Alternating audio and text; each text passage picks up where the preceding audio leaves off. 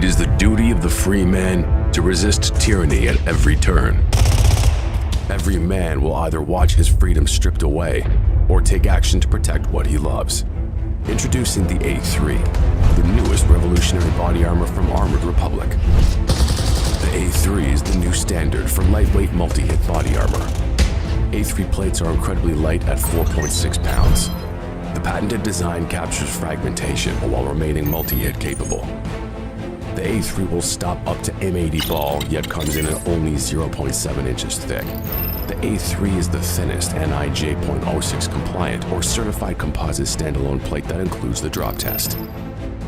The A3 is the first of its kind, patent pending, that combines an alloy strike face with polyethylene backing, revolutionizing body armor technology by providing strength and durability while remaining sleek and maneuverable.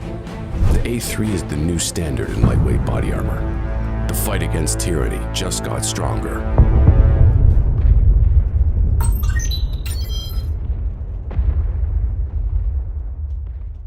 It's Friday. Welcome to Cross Politics on the Fight Laugh Feast Network. I just named the show. Yeah. When we're going to release it. Friday. Right. Yeah. That's good. Pastor Toby, Chuck Knox, I'm the Water Boy, and this is one of those shows. You know, I was speaking in Idaho Falls last week, and at this group called Stand Up for Idaho, and during the pandemic, they would have 300-400 people come to their weekly events. 300 or 400 a week. A week. Yeah. They do weekly events, which is a lot. Yeah. And I went, maybe 100 people there. And he just said people just lost interest. Like the pandemic is Stand up. Well, you didn't have anything else to do. Idaho. And it's like, we're good. Yeah. That's why I keep saying bring on COVID 2.0, man. But this is one of those shows like Yeah. the past is a tutor for how we need to be handling the future. If you get the past, you lose the tutor. They'll do That's it right. again. Yeah. They'll do it again. This year, our Fight Laugh Feast conference is at the Ark Encounter in Kentucky on the politics of six-day creation. The politics of six-day creation is the difference between a fixed standard of justice and a careening standard of justice. The difference between the corrosive relativism that creates mobs and anarchy and tyranny and the freedom of objectivity, truth, and due process. The politics of six-day creation establishes the authority and the sufficiency of God's word for all of life. From what is a man? What is a woman? When does human life begin? How is human society best organized? All that is found in Genesis 1, 2, and 3, basically. So come here, Ken Ham, Pastor Doug Wilson, Dr. Ben Merkel, Dr. Gordon Wilson, Joe Rigney's going to be there. Michael Foster's going to be there. I'll give a talk. We'll do a live show, of course. What's it on? What's the live show? The live show is on Christian nationalism, of course, with our friends, Stephen Wolf, Joel Webbin. We invited some others, but they didn't want to show up. And of course, Pastor Wilson will be joining us as well. So mark your calendars, October 11th to the 14th, as we fight, laugh, and feast with beer and psalms. The first night, our amazing lineup of speakers, rowdy Christian merch. Come get yourself a new sweatshirt. And a Sabbath feast to wrap up the occasion. Visit fightlaughfeast.com for more information and to register today. We're very grateful to have with us former Lieutenant Colonel Brad Miller. Graduated from the United States Military Academy at West Point in 2003. Served 19 years on active duty in the United States Army. During his military career, he served throughout the U.S. as well as in diverse locations such as Afghanistan, Honduras, and South Korea. He was relieved of battalion command for refusing to go along with the COVID-19 vaccine mandate and subsequently resigned from the Army. Brad, thank you for joining us on Cross Politic. Hey, thanks so much for having me. I really appreciate standing shoulder to shoulder with you guys, in this fight. So thanks so much for having me on. Man, I feel like I'm part of the military now. The way he just addressed me, you're welcome, Brad. You're welcome. You are welcome. Yes, sir.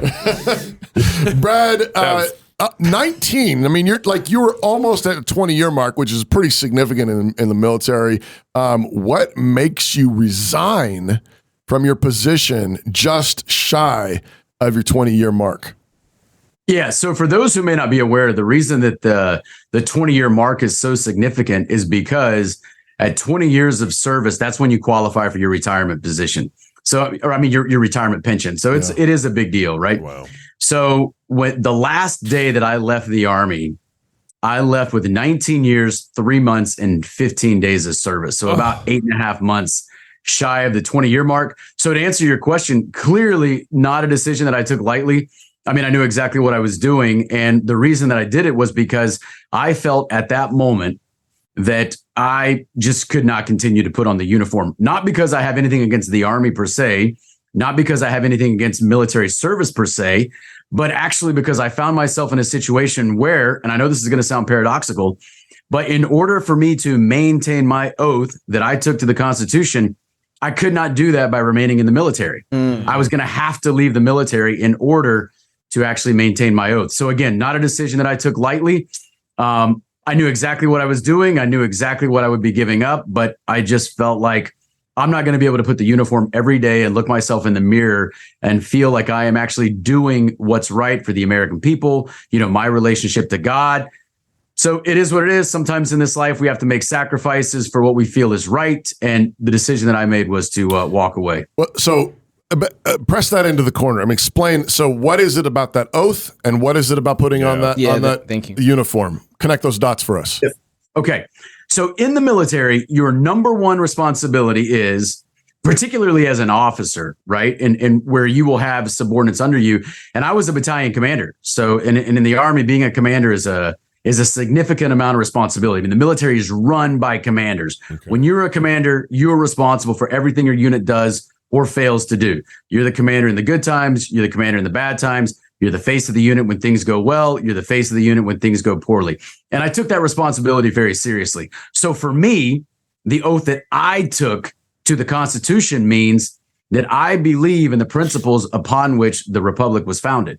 I also believe that first and foremost, the military exists to safeguard the liberties of the American people. And so once I felt like the military had departed from its, from its own charter, from the very reason for its existence, I decided that, I'm going to have to leave this organization. Again, not because I have problems with the organization itself, but because I feel like the military has almost become, a captured institution, if you will. So, the institution itself is made up of people, but the people running the institution right now are people that I do not feel comfortable, remaining under their command. So I decided I was going to have to leave. Now, of course, this happened in the wake of me losing my command. So I was relieved of command for refusing to go along with the COVID-19 vaccine mandate.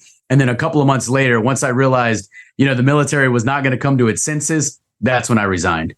So what were those conversations like that you were having with your upper command and with your troops? What was I guess kind of follow-up question there too. Why not fight through your 20-year retirement either? But let's start with the first part of that. Okay, sure. So what kind of conversations did I have with my immediate superiors?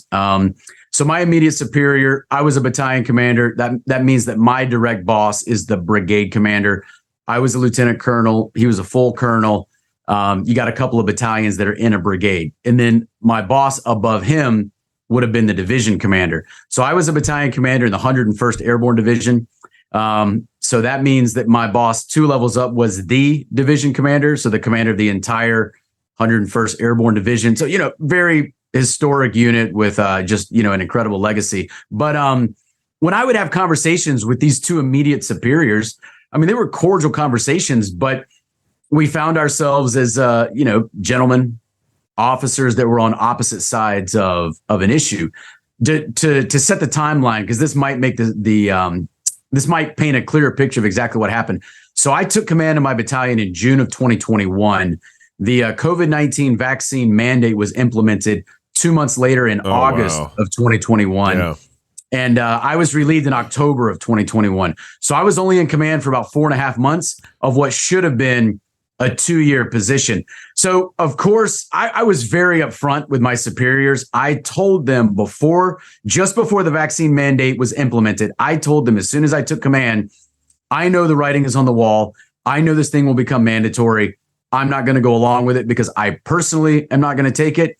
But I also don't want to be part of, commanding my subordinates, those who don't want to take it. I don't want to tell them to take it against their will. So it's kind of both of those things there.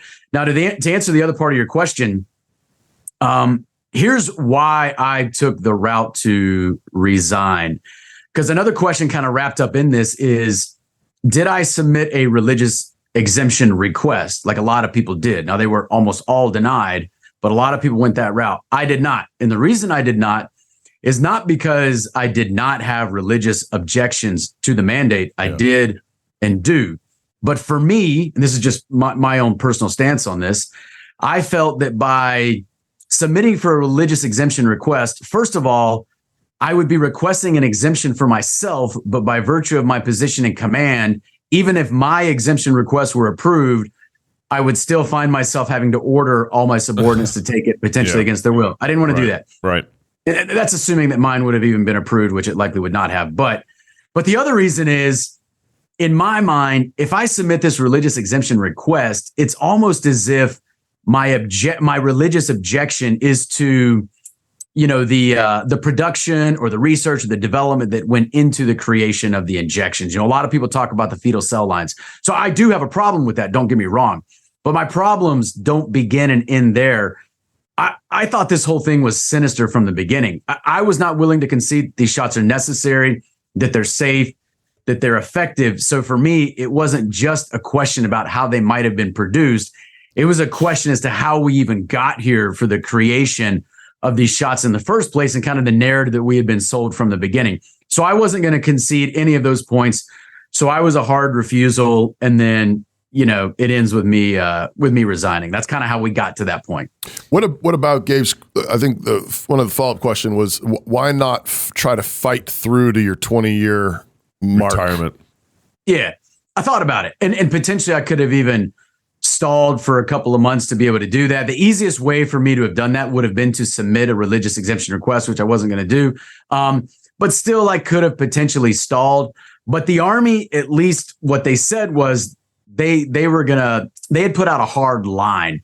So in January of 2022, there was a directive from the headquarters of the Army that came out and said, by July 1st, 2022, we will have a fully vaccinated Army, except for maybe a couple of exemptions that might be honored here or there. Very, very few, right? And so if you're not vaccinated by 1 July 2022, then you will be processed out of the Army. So I'd kind of been backed into the corner. And so when I made the decision to resign, one was because for everything I just explained, I thought it was the morally stronger position. Right. But the other thing was a more practical reason. So it wasn't entirely just moral. There was a practical reason too. If I got to July 1st, which would still leave me about 10 months from the 20-year mark, and they were to separate me, the word on the street was they were separating everyone with a general discharge as opposed to an honorable discharge. But if I were to resign, I would retain the honorable discharge. There's kind of two reasons: one, a practical reason, and one just the what I figured to be the morally stronger position. Because that's so. So just so you know, there are a lot of people who got kicked out over this, right? And they did leave with general discharges. So what that means is, there can be later employment implications there, because if you go to a future employer and your employer asks you for your discharge paperwork from the military, and you produce discharge paperwork that mentions the characterization of your discharge as being general, and then mentions a word like misconduct, which was the word that they were using. Wow. Your employer has no idea what does misconduct mean? Right. Does misconduct mean that you got caught for drunk driving, that you had some sort of, improper relationship with a subordinate? I mean, that can mean anything. Yeah.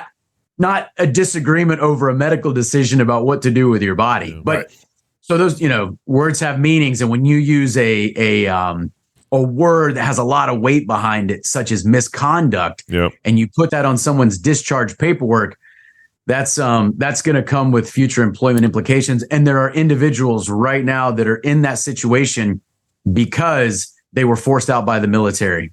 Brad, I can't help, but it seems to me that there had been things going on in the military before now for this to happen. In other words, where all of a sudden a little pressure from the higher ups, or a little pressure from COVID, or a little pressure from the politics of the situation cause men who are strong and fought for our country and trained and went through boot camp, something I'll never do.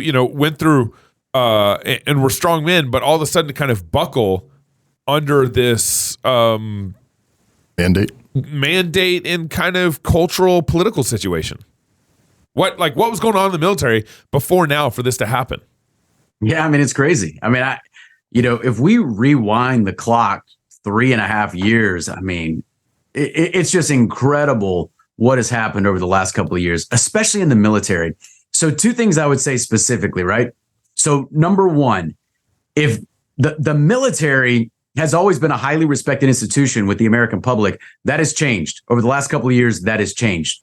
But the military, above and beyond just the very specific duty to protect the republic, defend the republic, but also uphold the Constitution, the military has also been highly respected for safeguarding these virtues such as courage, integrity, honor. But when we talk specifically about courage, I think one of the things that we're seeing is physical courage and moral courage are not exactly the same. Now, they're certainly related. Yeah. And sometimes you can have both in the same individual. And sometimes you can have an individual that engages in an act that is both morally and physically courageous, but not always, right? And so I think what we've seen lately is, and this hits home because I have peers, I have very good friends who I consider to be very, very good people that with this issue, they're on the wrong side. And I'll tell you, me, 19 years, lieutenant colonel, battalion commander, I had a pretty good career, maybe even well above average, but I would never say that I was a perfect officer. I would never say I did everything correctly. But when I look at this issue, I tell you, maybe I lost my command and maybe I lost my retirement. Maybe even I lost whatever would have remained of my career had I continued to go on. Maybe I would have been promoted to colonel. I mean, who knows, right? Right. But at least I do not have to look at myself in the mirror and feel uncomfortable with the person kind of staring back at me. And I do feel like right now there is a phenomenon across the military known as moral injury. So moral injury occurs, first of all, we've all felt moral injury with ourselves when we do something that is against our own moral code. I mean, we've all been there. We've done something we're not proud of. We feel guilt, we feel shame, etc. So now imagine just extrapolating that feeling that we all feel sometimes personally, extrapolating that across the force where people feel, I would say, uncomfortable with themselves, but they're also uncomfortable with their immediate superiors and they're uncomfortable with the senior Pentagon officials right now. And I will tell you that right there represents a strategic threat to the United States because we have an ineffective fighting force. We have an ineffective fighting force when we have soldiers who are uncomfortable at what because here's what I would say.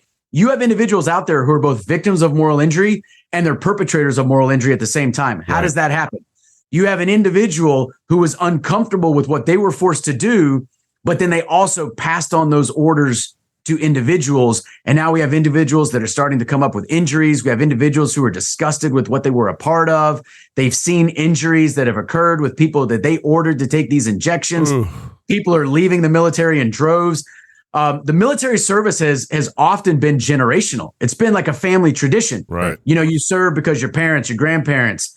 Well, now veterans or retiring service members are telling their military age children, do not enlist, do not join, do not go to the service academies. They're no longer recommending service.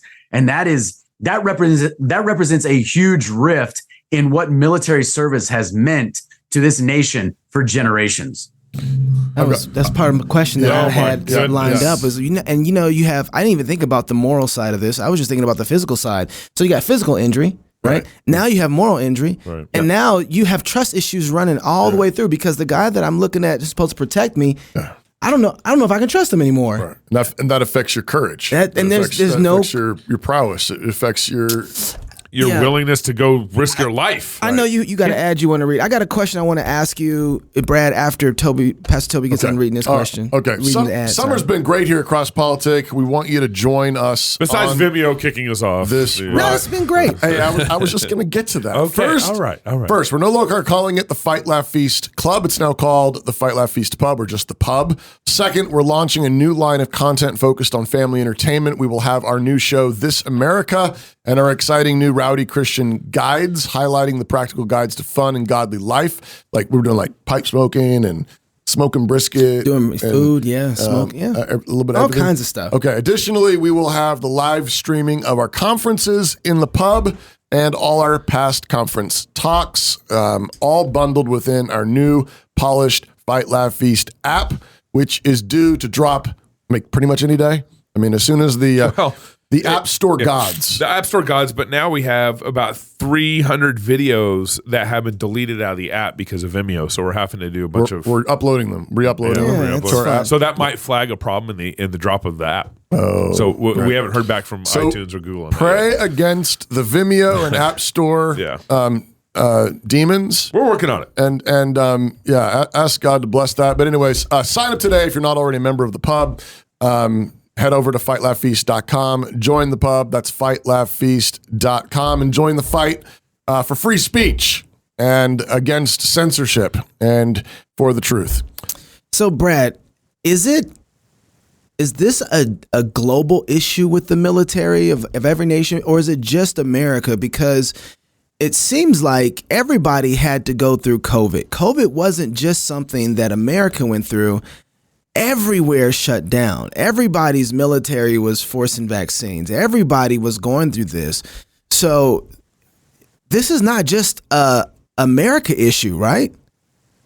I agree with you. It is not. So here's what we're seeing, and this is kind of my view on where we're going. When we see what happened, so here's what I think. The number one lesson we have to take from the last couple of years, the last three and a half years, is that the world may not quite work the way that we all have kind of been told for a long time. And I just think, I believe in God. I know you guys are very strong believers. Unfortunately, evil also exists. And there's some evil people who I think are trying to, for lack of a better term, propagate evil and enslave humanity. And unfortunately, I think that, So, what we see happening with the United States is, unfortunately, the United States is just not the republic that it once was. But when you want to look, so let's look, for example, at some of our closest allies. Look at what's going on in Canada. Look at what's going on in Australia, for example, or in the UK.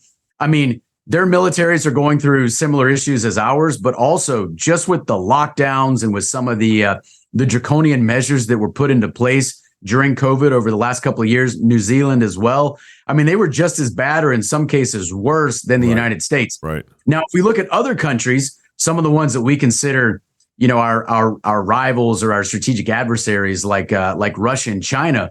Well, I mean, we kind of saw their part in this whole COVID thing too. And now we see what's going on in Ukraine, and there's already talk about what's going on in Taiwan. And I just think that we got to be really careful, because I think we just have to be very careful about what we're told. We have to be very careful about what we accept from our government. We got to continue to pray for our leaders, even if they don't necessarily deserve it. And just at the same time, just keep ourselves, spiritually sharp, and also, mentally and physically sharp as well. Brad, one of the kind of our themes has been about this whole COVID 2020 thing is that we don't want our people to forget what happened, because if you forget what happened, then you don't have a way history repeats itself. You're not ready for the next round. You're not ready for the next fight, the next battle, and so forth. It seems like people are starting to not care that much. I'm sure people in the military are starting to feel like, okay, the pressure's off. We're fine now. We can move forward. What's your thoughts on that, and how should we be thinking about what happened in 2020 and kind of the future fight for American freedoms? Yeah, so I think one of the most dangerous traps that we can fall into, just as human beings, is apathy. And a lot of times, just the daily world, just the grind of daily life, sometimes it can be easy to forget some of these things that have happened. And I think we have to work hard against that. You're right. You're exactly right. We have to remind people exactly what happened, exactly how they stole our freedoms from us. And we got to make sure that we're prepared, and we got to do everything possible to try and ensure that this doesn't happen again. And I'll tell you, the mechanisms that were in place to allow something like COVID to happen, and then just the propagation of the narrative that went with it, those mechanisms were not put into place overnight. So it's almost like we have to peel back the onion and realize what happened over a period of years and or decades for us even to get to the point that a COVID was even possible. But you're right. Now we kind of look back, we do our forensic analysis of what has happened the last couple of years, and then we gotta realize, all right, well, where do we go going forward? How do we ensure that this never happens again? How do we ensure collectively, like our communities, our nation, how do we ensure this never happens again? But then at a more personal level, with us as individuals or our families or our direct personal friends, how do we ensure that we protect ourselves, that we protect those around us? Brad, do you think that one of the significant missteps, and you talk about peeling back the onion, I'm maybe there's things you'd point to even further back, but I'm thinking to myself, it seems like welcoming women into combat has been one of the most shameful things that we've done as a nation. Is that one of the key places where we were already set up for this? So here's what I would say about that. So these things always happen in stages right now. So let's say, for example, somebody wants to quibble with you about that decision. But what I would tell you about that decision is that decision was never about women in combat. That decision was to get us to where we are now, with the full-blown acceptance of transitioning transgenders in the military, because you never could have gotten there without preparatory steps along the way. Right. So yes, I think you're 100% right. But right now, the military is talking about not just, receiving transgenders into the military, but of course, paying for their transitional surgeries. But then also, a lot of those individuals can never even deploy. So they can never even carry out the functions for which we have a military because they're on so much vacations or the surgeries, et cetera, et cetera. Insane. That's freaking insanity. Yeah, absolutely. So, Brett, but these things always happen incrementally. So you have to have these incremental decisions along the way to get to like something that just seems absolutely ludicrous where we are now. Well, they're also talking about funding abortions for states where the military. And I guess that's one of the reasons why I'm sort of pointing back there. I mean, I don't know if there's something else behind. Even I'm sure there was something before that, but it's at least in my mind one of the things where it's like a lot of conservatives. We're seeing this even in like the Republican Party, who it's is whatever pseudo conservative, but like where they're like, well, we got to accept homosexuality now. We're just against grooming kids, or something like that, where we have this bad habit of wanting to just turn the clock back 15 minutes rather than recognizing exactly your point, which is that no, like you don't understand. Like we got on this slide a decade ago. We got on this slide 2 decades ago. You can't go back up a quarter of the slide and not expect to just slide back down again. Right. So, but I'm wondering if there's things, if that's, if it's women in combat, or if there's something before that even where we say atheist chaplains. Whatever. What? Muslim chaplains. Atheistic chaplains. Dry water? What is that?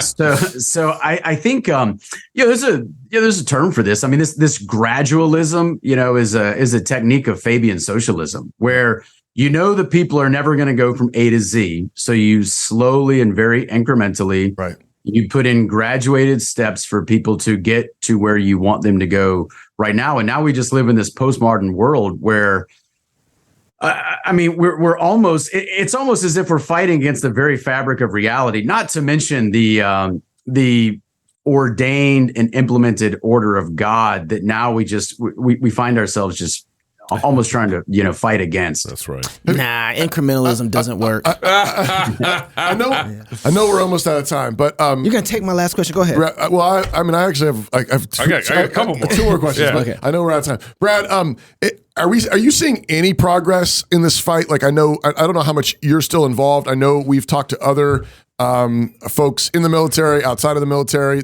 along this vaccine mandate stuff. I know that, it seems like public sentiment has broadly kind of started shifting to like, you know, I mean, you know, the comedians at least are joking about, you know, how the jabs don't work anymore. And it is that the mandates, some of the mandates have been dropped. Most of the mandates have been dropped, I think. Are you seeing any progress in that fight? Where at least on the COVID insanity that's being reversed, or that any of the damage done is being put back? I know the physical damage is hard to put back in the box, but I'm wondering about people losing jobs like you and other people who were discharged for it. So a couple of months ago with the the NDAA, Congress kind of put the screws to DOD and made them repeal the mandate. Right. That was a victory, but it was kind of a small victory. Here's what has not happened. They have not necessarily started to go back and invite those that they kicked out to come back in on any sort of a massive scale. What they did was those that were still in some sort of adjudication process to be separated, they stopped that. But that those who had already been kicked out, I think some of them maybe have been invited back, but by no means, by no means all, and by no means even most. Then there are individuals like me who weren't kicked out, but left technically of our own will and accord. They certainly have not invited us back. So I do think a lot of the damage has not been repaired. I don't even know necessarily how they will repair it. I do think people are waking up. There are plenty of reasons to be hopeful and optimistic. But I think when you're hopeful and optimistic, you are hopeful and optimistic while also acknowledging the full extent of what has been done. Otherwise, you're just naive. Yeah. So I think we have to be fully cognizant of exactly what has happened and then be hopeful and optimistic that we can move forward from here. And we're doing so, but very slowly. I do wish we'd kind of, kick it in and move faster. Did you get them all out? Well, I have another one, but I was going to let you have one if you want one. Well, mine's more of a wrap up one. Okay. So yeah. All right. Brad, what do you tell young men who come and say, I'm thinking about joining the military. I'm thinking about going into the Army or whatever. What would you tell someone who's thinking about going into one of the services? Yeah, tough question. So we'd have to have a conversation. What I would ask them is, what is it about the military that makes you want to join? Because here's the thing. I mean, I joined the military, right? So of course I completely understand where a young man is coming from, because the military for so long was that almost like that masculine rite of passage. I mean, of course, serve your country, but there's also kind of this desire to want to test yourself. Yeah. Men, and especially young men, want that. And I would also say need that. So I would have a conversation with that individual, and maybe we talk about some other methods in which they might be able to still meet that goal. And maybe also talk about other ways in which you can actually serve your country to a greater degree, which doesn't involve enlisting in the military. And here's why joining the military might be, here's some things you might not have thought about, et cetera. However, if someone was dead set on joining the military, I would say, okay, go with my blessing. I understand what you're trying to do, but just, understand what that may mean and what you may not be thinking about. So I don't know if that exactly answers your question, but I would just want that person to make a fully informed decision, right, and really think it through before they decided to do that, I guess. In the military, I mean, there's several other vocations are increasingly this way, but I mean, my general, I think a lot of my advice and counsel as a pastor to young men that come talk to me sometimes about this is, similar warnings, similar, cautions. And then if somebody is really set on it, I say something along the lines of, okay, go for it. But you need to be basically willing to lose your career at any moment. Like know where your line is. Like you need to know where your line is. And if somebody orders you to cross the line, be willing to lose your career over it. That's perfect advice. Yeah, I concur with that wholeheartedly. So Brad, you retired, you quit, right? So Resigned. I'm sorry. Come on, man. Resigned. Retired. You decided not to be there anymore. Nobody threw you out. What are you doing now, though? Are you just going around talking about this, or do you have some sort of strategy? What is your goal at the end of the day? Yeah. Okay. Great. So I do work in a lot of circles with other individuals who are doing a lot of this. So a lot of this is speaking out. I also write fairly extensively, and I've been doing that the last couple of months. So I have a Substack that I started a couple of months ago. It's under my name and then 10. So just Brad Miller 10.substack.com. I write quite a bit on that. And a lot of what I do is just try and get individuals to realize exactly what has happened and where we're going from here and why this is so dangerous and what we need to do moving forward. I've also started to do some work with a science research organization that has as a part of it an online learning community called IPAC EDU. So IPAC stands for the Institute of Pure and Applied Knowledge, and then just EDU for education. So IPAC-edu.org. And there are all types of courses on there. And I myself am getting ready to teach a course on there in which we go through and we read dystopian texts such as 1984, Brave New World, Fahrenheit 451, et cetera. Yeah. And we use them as an interpretive lens to try and comprehend our world. So that's, I'm very much still engaged in the fight right now. So I will tell you, here's kind of how I would wrap up the answer to your question very succinctly. Another reason why I stepped out of uniform is because I think I can do more in the fight for freedom out of uniform than I could in uniform. And I'm still very much dedicated to doing that. I surely hope so. Thank you very much, sir. Appreciate you. Thank you for coming on Cross Politic. Hey, thank you. Hey, this was great. I really appreciate it. All right. If you're single, get married. If you're married, have you some kids. And if you have kids, go baptize them. Until next time, love God with all your heart, soul, mind, and strength. Love your neighbor as yourself. Go fight, laugh, and feast. This is Cross Politic. My name is Jamie Piles. I joined Samaritan in December of 1996. We were homeschooling our kids, and we were already thinking outside the world's box, if you will. And I saw a little tiny classified ad about this new kind of idea I'd never heard of before. My first reaction was, that's the kind of thing that we would do, isn't it? And so I finally called the number, talked to them, and the more I asked them questions, the more I liked their answers.